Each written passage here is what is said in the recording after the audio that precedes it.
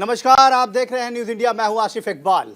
आज फिर एक बड़ी शख्सियत से आपको मुलाकात कराने वाले हैं और वो शख्सियत जो इस वक्त पूरे हिंदुस्तान में अपनी बेबाकी के लिए मशहूर मारूफ है। मशहूर हैं वो इस बात के लिए कि वो जो भी बोलते हैं खबर बन जाती है। और जी हां, अगर उत्तर प्रदेश की राजनीति की बात करें तो बिना उनके इस वक्त कोई भी धड़ा हो वो अपनी पूरी राजनीति को पूरा नहीं कर पाता है। जी हां, हम बात कर रहे हैं ओम प्रकाश राजभर की, जो एक जाना माना पहचाना हुआ चेहरा है। वो ये किसी परिचय के मोहताज नहीं है। आप सुहेलदेव भारतीय समाज पार्टी के राष्ट्रीय अध्यक्ष हैं और उत्तर प्रदेश सरकार में मंत्री रह चुके हैं। यूपी की राजनीति में हमेशा बयानों को लेकर सुर्खियों में रहने वाले ओम प्रकाश राजभर प्रदेश की राजनीति में अपना पूरा दमखम दिखा चुके हैं। सत्ता से अधिकतर दूर रहे नेता लोकसभा की करीब 28 सीटों पर खेल बनाने या बिगाड़ने का दमखम रखते हैं। तो अब सीधे आपको रूबरू करा रहे हैं हम ओम प्रकाश राजभर जी से। बहुत बहुत शुक्रिया सर, आपका बहुत धन्यवाद। धन्यवाद आपको भी। सर, हमने सही कहा ना कि कोई भी धड़ा हो, कोई भी राजनीतिक दल हो, बिना आपके पूरी राजनीति पूरी नहीं होती है उत्तर प्रदेश की।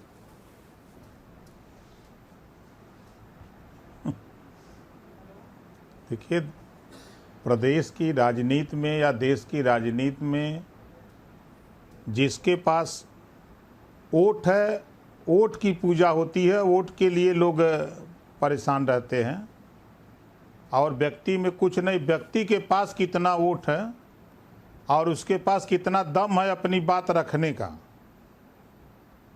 और सच कहने की हिम्मत है कि नहीं, उस पर निर्भर करता है। बिल्कुल। तो हमने कोई गलत तो नहीं कहा, हमने कहा कि 28 सीटें, 80 सीटों में 28 सीटें ऐसी है जहां आपके वोट बैंक की पूरी दमखम है और पूरे तरीके से आप उसकी प्रदर्शन करने में भी रखते हैं, इकट्ठा करते हैं और उसको आप दिखाते भी हैं, समझाते भी हैं और बताते भी हैं। और सामने के जो बड़े राजनीतिक दल हैं वो इस अहमियत को बहुत बेहतर तरीके से समझते हैं। 28 लोकसभा क्षेत्र में आपका दखल है।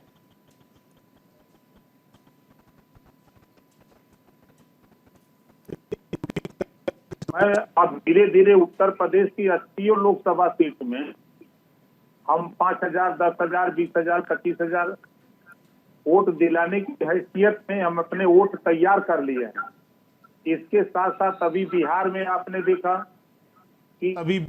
आपने देखा कि अभी हम लोग 50,000 की भीड़ गांधी मैदान पटना, चाहे वो सीवान, आरा, छपरा, भभुआ, कैमूर, बक्सर, पश्चिमी चंपारण, पूर्वी चंपारण, बेतिया, नवादा, नालंदा, चाहे औरंगाबाद और अररिया हो, गोपालगंज हो, इन इलाकों में कार्यक्रम करके लोगों को प्रेरित करके लोग अपने संसाधन से गांधी मैदान पटना पहुंचे थे। तो वहां भी हम लोग ठीक ठाक अपनी पार्टी को अपने लोगों के बीच में ठीक ठाक स्थिति पैदा कर लिए हैं। मतलब यूपी से बढ़कर अब आप बिहार की तरफ भी मुखातिब हो गए हैं। आप ये कह रहे हैं कि सिर्फ उत्तर प्रदेश की राजनीतिक दल न समझा जाए आपको, बल्कि अब आप बिहार और बिहार के रास्ते झारखंड और झारखंड के रास्ते बंगाल और पूरे देश पे आप छाना चाहते हैं।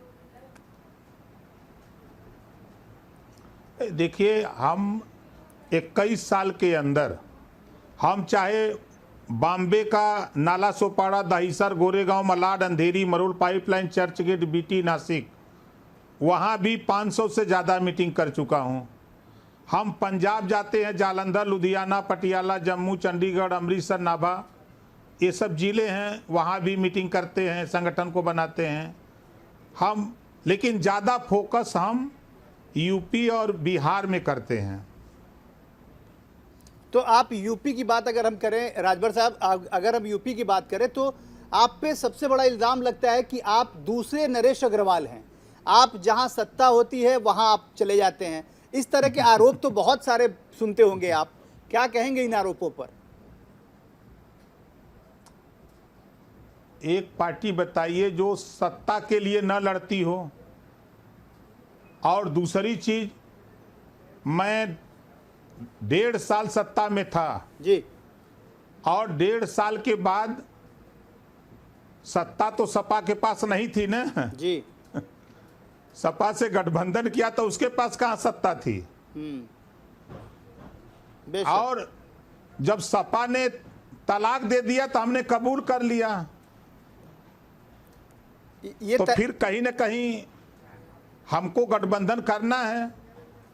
तो उस स्थिति में बीजेपी ने हाथ बढ़ाया, फिर हमने कहा कि चलिए हम लोग मिलकर लड़ेंगे। फिर तो तलाक की नौबत क्यों आई, सब लोग जानना चाहते हैं। बार बार आपसे ये सवाल पूछा भी जाता है, एक बार हम फिर पूछना चाहते हैं और अपने दर्शकों को, जो करोड़ों दर्शक हैं इस वक्त जो न्यूज़ इंडिया देख रहे हैं, उनको जरूर जानना है कि आखिर इतनी मोहब्बत में इतनी अदावत कैसे हो गई, तलाक की नौबत क्यों आ गई। देखिए, अभी आपके सामने प्रमाण है। अभी मध्य प्रदेश का चुनाव, इन लोगों ने गठबंधन बनाया, अच्छी बात है, लेकिन सीट के संबंध में आपने देखा कि समाजवादी पार्टी के नेता माननीय अखिलेश यादव जी कितना तिलमिला उठे कि प्रदेश अध्यक्ष को क्या जो नहीं कहना चाहिए वो कह दिए, और मामला यहां तक सीट को लेकर पहुंच गया कि कांग्रेस पार्टी के जमाने में ही आजम खान जी को फंसाने की तैयारी, उन्हीं कांग्रेस के जमाने में ही मुकदमा लिखा गया। ये अखिलेश जी कह रहे हैं, हम नहीं कह रहे हैं।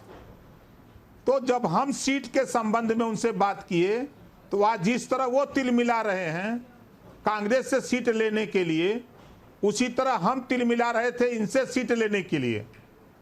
तो इन्होंने 17 सीटों में 14 सीटें जो अपनी पार्टी के उम्मीदवार हमको दे दिया। अच्छा। और कहा कि इनको नहीं लड़ाएंगे तो हमारा आपका गठबंधन नहीं रहेगा। अरे वाह, ये सबसे बड़ा कारण था। अब बताइए, गठबंधन यही होता है। आज तो खुद तिल मिला रहे हैं अखिलेश जी। उनको इस बात का एहसास हो रहा है ना कि वो 6 सीट मांग रहे थे, कांग्रेस नहीं दी, तो क्या क्या बयान दे रहे हैं। और ओम प्रकाश राजभर से जो बात तय किए अखिलेश जी, तो वो अपनी पार्टी का उम्मीदवार हमको देने लगे। तो हमारी पार्टी के नेता क्या करेंगे, जो रात दिन मेहनत करते हैं पार्टी को इस ऊंचाई तक पहुंचाए, तो उनको दर्द नहीं होगा। तो उनका दर्द ओम प्रकाश राजभर का दर्द। जब इस बात को मैंने उनसे कहा तो उन्होंने ये 2 टूक जवाब दिया कि साथ रहना रहो नहीं चले जाओ। हमने कहा कि भैया आप चुनाव में कहां जाएंगे, चलो इन्हीं के साथ मिलकर राज लिया जाए। सबसे बड़ा कारण यही है। बिल्कुल। तो आपको जब कैंडिडेट देने की बात आई, जब सारी चीजें करने की बात आई, क्या उसके बाद कभी जैसा कि आप बता रहे हैं अखिलेश यादव ने फिर उसके बाद बात की, चुनावी नतीजों के बाद आपसे बात हुई, आपने इन बातों को रखा, उनके शिकायत के तौर पे आपने दर्ज कराई? बिल्कुल। देखिए, मैं सारी बात उनको कहा, उसके बाद हमारा उनका संबंध रहा। आजमगढ़ और रामपुर बाई इलेक्शन में आजमगढ़ में मैं खुल करके उनके साथ प्रचार प्रसार किया, वोट भी दिलवाया, मेहनत भी किया। फिर उसके बाद उसके साथ साथ हमारी उनकी बात होती रही। बात आई राष्ट्रपति के चुनाव की जी। तो राष्ट्रपति के चुनाव में उनके यहाँ से फोन आया कि अपने विधायकों को बुला लीजिए। मैं बुला लिया कि उन्होंने कहा कि 12 बजे मीटिंग होगी। जब बुला लिया, हम अपने ऑफिस में हम लोग बैठे थे, फिर अखिलेश जी का फोन आया कि नहीं विधायकों को छोड़ दीजिए, आज मीटिंग नहीं होगी। अब वहीं जयंत चौधरी जी को बुला रहे हैं और राष्ट्रपति के प्रत्याशी को बुला रहे हैं, मीटिंग कर रहे हैं और प्रेस वार्ता कर रहे हैं, हमको नहीं बुला रहे हैं। जब प्रेस वार्ता देखा हमने, तब मैंने फोन किया कि आखिर में आप हमको मना क्यों कर दिए। हाँ। तो उन्होंने कहा कि आप स्वतंत्र हैं, जहां जाना चाहे वहां जा सकते हैं। हमने कहा कि नहीं, आप लिख करके चिट्ठी भेजवा दीजिए तो मैं मान लूं। तो उन्होंने पत्र लिखवा के भेजवा दिया कि समाजवादी पार्टी और भारतीय समाज पार्टी का कोई संबंध अब नहीं रहेगा। हमारे तरफ से भारतीय समाज पार्टी समाजवादी पार्टी की तरफ से खुली छूट है, जहां जाना चाहे वो जाएं। जब उन्होंने तलाकनामा लिखवा दिया जी, लिखवा के भेजवा दिया, तो भाई हमने उसको कबूल कर लिया। बिल्कुल, मतलब तलाकनामा आपने कबूल कर लिया, तो फिर आपकी घर वापसी हो गई? नहीं, घर वापसी नहीं, उधर से जरूरत महसूस हुई। चूंकि देखिए, कोई भी यूपी के पूर्वांचल में जी, जैसा आपने बताया कि पूरी ताकत 28 लोकसभा सीट पर मजबूती से हम जी 50,000, 1 लाख, 1.5 लाख, 2-2 लाख तक वोट एक एक पार्लियामेंट में है। जी जो भी कदम रखता है उसको ओम प्रकाश राजभर भारतीय समाज पार्टी याद आती है। आपने देखा कि जब मैं 17 में साथ था तो जी। 325 सीट भाजपा जीती थी। हम हट गए, 47 सीट पे समाजवादी पार्टी थी और 125 पर पहुंच गई। बिल्कुल ये प्रमाण है। बिल्कुल इस बात का एहसास सबको हुआ तो ये भारतीय जनता पार्टी के नेता के तरफ से हुआ कि भाई आप आइए, हम लोग मिलकर के फिर लोकसभा चुनाव लड़ा जाए, जो लड़ाई है उसको आगे बढ़ाया जाए। ओम प्रकाश फिर हम राजभर लोग जी, एनडीए में एक शामिल बात हो तो गए। आप मानते हैं ना, वोट ट्रांसफर कराना बहुत बड़ा चैलेंज होता है। गठबंधन में सबसे बड़ा जो चैलेंज होता है वो वोट ट्रांसफर कराना। और जो आप डाटा बता रहे हैं उसमें तो इसका मतलब है कि आपके वोट ट्रांसफर हुए, आपको वोट ट्रांसफर नहीं हुए, ऐसा है क्या? देखिए, सबसे बड़ी बात यह आई कि जब समाजवादी पार्टी ने अपना प्रत्याशी दिया तो जानते हैं खेल क्या हुआ हमारे साथ? जी नहीं, आप बताइए। उनके लोगों ने जो प्रत्याशी समाजवादी पार्टी का था उसको हराने में उन्हीं के लोग लग गए। अरे वाह। और खुद अखिलेश जी नहीं चाहते थे कि लोग जीत करके ओम प्रकाश के लोग आवे। अगर जीत के आएंगे तो फिर सदन में ये लड़ेंगे और हमसे ज्यादा हिस्सा मांगेंगे। बिल्कुल। इस नाते वो हमेशा प्रयास कर रहे थे कि इनके लोग हार जाएं। डमी कैंडिडेट घोषित किया इन्होंने, विधानसभाओं से बगावत की बू आने लगी। अब मजबूरी हमारी थी, मैं क्या कर सकता था। बिल्कुल। एक हालिया एक घटना हुई है जिसकी जिक्र सभी लोग करते हैं, घोसी में हार की। लोग कह रहे हैं कि आपके अपने बड़बोलेपन से, आपके अपने आत्ममुग्धता की वजह से घोसी हार गए। तो ये समाजवादी पार्टी आप पे आरोप लगाती है और कह रही है कि देखिए ओपी राजभर जी को जाने का जवाब मिल गया, जनता ने जवाब दे दिया घोसी हरा के। देखिए, ओम प्रकाश राजभर एसी से अखिलेश को निकाल दिया। राजनीति में कभी बाई इलेक्शन में राम गोपाल जी, प्रोफेसर राम गोपाल जी कभी नहीं गए गांव गांव धूल फाके। बाई इलेक्शन में अखिलेश जी ने भेजा शिवपाल जी को, गांव गांव घूमे। ये तो ओम प्रकाश राजभर की उपलब्धि है कि प्रोफेसर राम गोपाल और समाजवादी पार्टी का पूरा कुनबा को हाँ, जमीन पर धूल फाकने के लिए मजबूर कर दिया। मतलब ओपी राजभर जिसका चैलेंज मतलब हमारा है कि आप जो तो उसमें से है कि तुम्ही से मोहब्बत, तुम्ही से अदावत। मतलब आप साथ भी रहना चाहते हैं और साथ भी नहीं। अखिलेश यादव के साथ रह के उतना अच्छा नहीं किया, अखिलेश यादव के खिलाफ नहीं। जाके आप अच्छा कर रहे हैं। ये तो योगी जी के लिए बड़ा अलार्मिंग सिचुएशन है। नहीं, अब आगे नहीं, अब आगे तो सुन लीजिए जी। देखिए, हम अपने वोट के मालिक हैं। बेशक।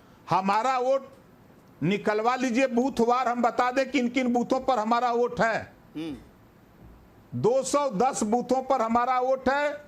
बीजेपी और निषाद पार्टी और अपना दल, हम सब लोग मिलकर के 210 सीटों पर चुनाव लगभग 500 वोटों से जीते हैं।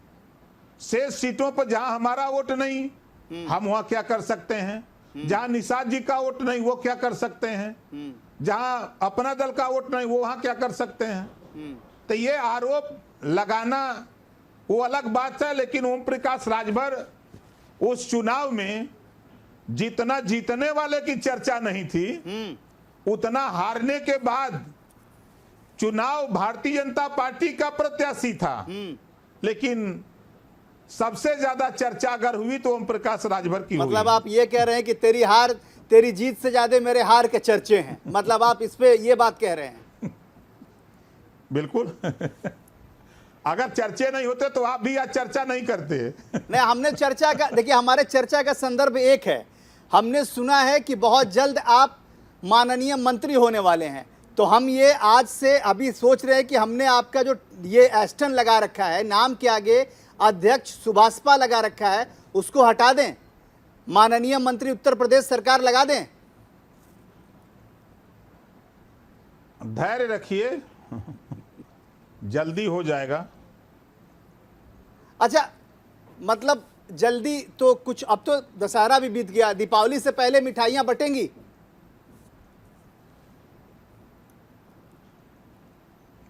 देखिए क्या होता है। ठीक है, राजभर साहब ये बता दीजिए कि लोकसभा चुनाव को लेकर क्या तैयारी है आपकी पार्टी की? क्या रोड मैप आपने तैयार किया है और किस तरीके से अपने तमाम जो आपके जो कैडर हैं, जो आपके वोटर हैं, जो आपके लीडर हैं, उनको क्या आप बता रहे हैं और किस तरीके से ग्राउंड में भेज रहे हैं लोकसभा चुनाव को लेकर? देखिए हम लोग ग्राउंड पर ही काम करते हैं। हम लोग booth committee, sector committee, block committee, विधानसभा कमेटी, हम लोग बराबर संगठन के काम में लगे रहते हैं। अभी कल हमारी पार्टी का 21वां स्थापना दिवस था।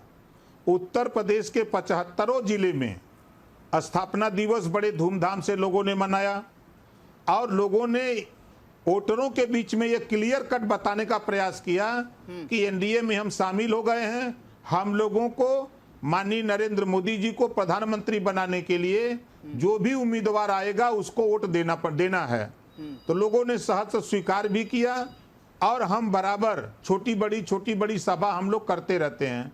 जैसे कल मैं फिर जा रहा हूं, बहराइच में हमारी सभा है जी। परसों हमारा कुशीनगर में सभा है जी। 4 तारीख को फिर हमारा औरैया में कार्यक्रम है। तो हम बराबर अपना वोटरों को, अपने नेताओं को बराबर मैदान में उनको लगाए रखते हैं। बिल्कुल।